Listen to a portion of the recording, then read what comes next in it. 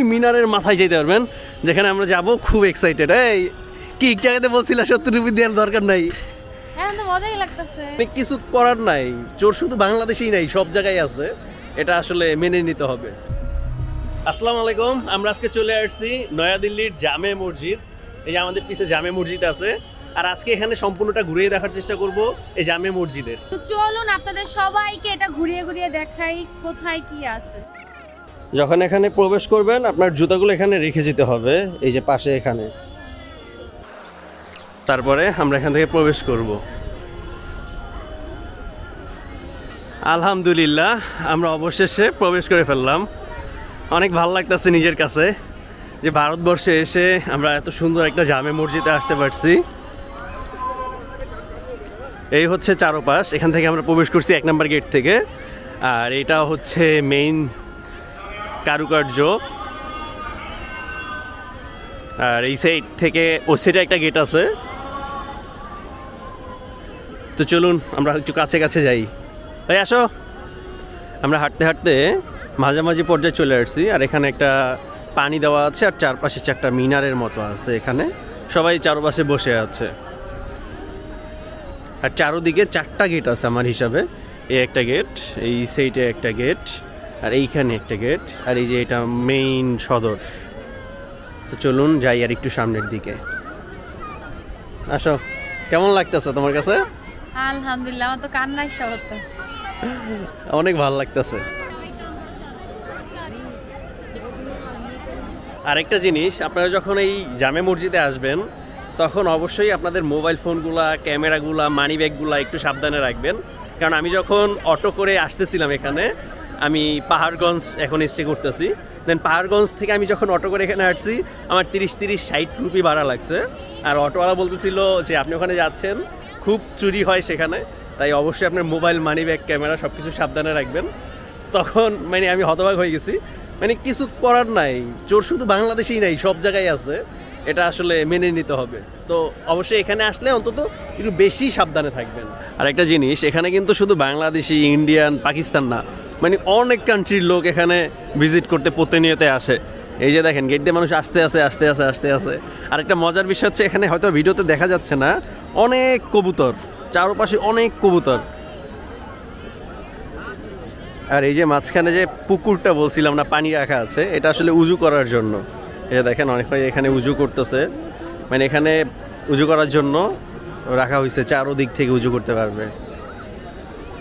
আরেকটা মজার জিনিস হচ্ছে, অনেকে বিছনার চাদর নিয়ে আসছে ফ্যামিলি সহকারে। এই যে দেখেন অনেকে বসে আছে বিছনার চাদর বিছিয়ে, আবার অনেকে এমনিতেই বসে আছে, কারণ এখানে খুব পরিষ্কার। এই যে দেখেন, আমি তো খালি পাই, এখানে সবাই খালি পায় এবং অনেক পরিষ্কার, যে যার মতো বসে আছে। আচ্ছা, টিকিট কিতনা রুপি?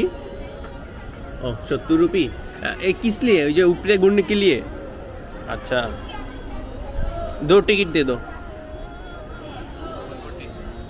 হ্যাঁ,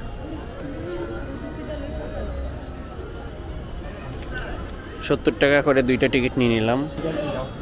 আচ্ছা, ইয়ে আলা রাস্তা, এখান থেকে আমরা উপরে উঠবো। আর হচ্ছে 1 নম্বর গেট দিয়ে। এই হচ্ছে আমাদের সিঁড়ি। ও মাই গড, আমরা গভীর গুহার মধ্যে ঢুকে গেছি। ও মাই গড, আলহামদুলিল্লাহ। ও, এই যে এখানে চলে আসলাম। এখন উপরে থেকে আরো অনেক সুন্দর করে দেখা যাচ্ছে নিচের মানুষগুলোকে। এই দেখেন পুরা ভিউটা। এই 70 রুপি দিয়ে এখানে এন্ট্রি করলে আপনি ওই মিনারের মাথায় যেতে পারবেন যেখানে আমরা যাব। খুব এক্সাইটেড। এই কি একটু আগে বলছিলা 70 রুপি দেওয়ার দরকার নাই, এখন তো মজাই লাগতেছে। সো এটা হচ্ছে আবার গেট, আবার মনে হয় গুহার মধ্যে থেকে আমরা যাব।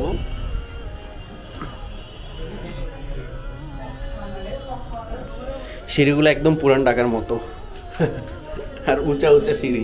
আমরা এই যে বড় গম্বুজটার কাছে অলরেডি আসছি, আর এখান থেকে এই গেটটা দিয়ে চলে যেতে হবে মিনারের একদম মাথায়। So excited. আর এখান থেকে অনেকগুলো মিনার দেখা যাচ্ছে। সিঁড়িগুলো অনেক ছোট ছোট। আমরা এই পর্যন্ত উঠতে অনেক হাঁপাই গেছি, উপরে উঠতে গেলে তো অবশ্যই হাঁপাই যাব। এই জন্য 1 লিটার পানি কিনে নিই। পানি নিয়ে নিলাম, যেটার মূল্য হচ্ছে 20 রুপি।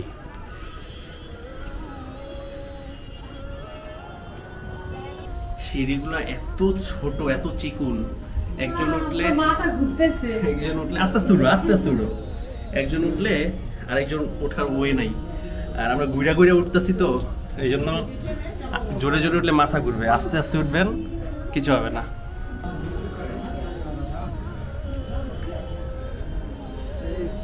আলহামদুলিল্লাহ অবশেষে আমরা একদম মিনারের মাথায় চলে আসছি। চারদিকে অনেক মানুষের, জায়গাটা খুব ছোট। পুরো আমার জীবনই আরে কিসের কষ্ট, এটা হচ্ছে অ্যাডভেঞ্চার। এই যে দেখেন এখান থেকে এইরকম ব্যারিকেড দেওয়া, মানে লোহার শিক দেওয়া, এই জন্য অতটা ভালো করে দেখা যাচ্ছে না, বাট আপনারা দেখেন কত জোস, এক একটা মানুষের পিঁপড়া লাগতেছে। এই যে এখানে হচ্ছে মেইন মসজিদটা, আর এখানে ওই যে গেট, আর এখানে একটা গেট আছে যেখান থেকে আমরা উঠছি আর কি। কিন্তু আমি একটু জুম করে দেখানোর চেষ্টা করি। এই যে দেখেন আর ওই যে দেখতে পাচ্ছেন না, ওটা হচ্ছে একটা মার্কেট যেখানে আমরা যাবো কিছুক্ষণ পরে। আর এই সাইডে আছে মানে অসাধারণ ভিউ, আলহামদুলিল্লাহ আল্লাহর অপরূপ সৃষ্টি।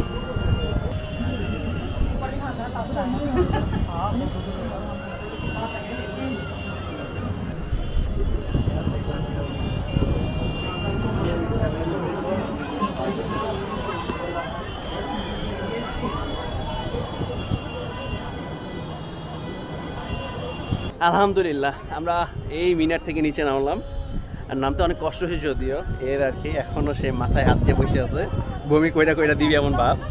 আর নামার সময় ঘুমতে নামছি, 120টা থেকে 125টার মতো সিঁড়ি আছে, আর প্রত্যেকটা সিঁড়ি অনেক উঁচা। আপনারা বাসায় যে সিঁড়িগুলো উঠেন এর থেকে অনেক বড়, তাই এরকম 120টা সিঁড়ি উঠতে পারবেন, 120টা সিঁড়ি নামতে পারবেন এটা ভেবে এখানে ঢুকেন, তা না হলে কিন্তু হাঁপাবেন। এই যে এখনও হাঁপাইতেছে।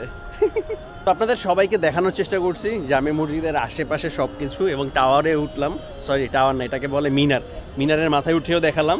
আলহামদুলিল্লাহ আমার কাছে তো অনেক ভালো লাগছে, এবং মানে হৃদয় জুড়াই গেছে যে অন্য একটা কান্ট্রিতে এসেও এত সুন্দর একটা জামে মসজিদ দেখতে পারলাম। সো আজকে এখানেই শেষ করছি, ইনশাল্লাহ দেখা হবে দিল্লির অন্য কোনো জায়গা থেকে। সেই পর্যন্ত আমাদের সাথে থাকুন, আর ভালো থাকুন, সুস্থ থাকুন, টাটা।